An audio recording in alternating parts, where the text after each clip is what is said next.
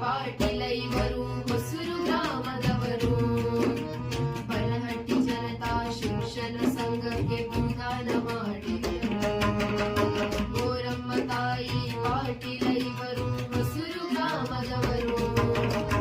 ಬನಹಟ್ಟಿ ಜನತಾ ಶಿಕ್ಷಣ ಸಂಘಕ್ಕೆ ಭೂದಾನ ಮಾಡಿದರು. ಸರಸ್ವತಿ ಮಂದಿರ ನಿಲ್ಲಲಿ ಎಂದು ನಿಲುವುದ ಮೆರೆದವರು. ವಿದ್ಯಾ ಮಂದಿರ ನಿಲ್ಲಲಿ ಎಂದು ನೀಡುತ್ತ ಮೆರೆದವರು. ಬೋರಮ್ಮ ತಾಯಿಯ ಆತ್ಮವೇ ಎಂದೆಂದು ಶಿರಶಾಂತಿ ಹೊಂದುತ್ತಿರು.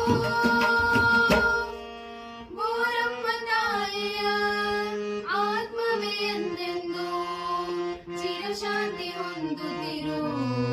ಇವರೇ ಗಾನಿಗ ಬಂಧುಗಳು.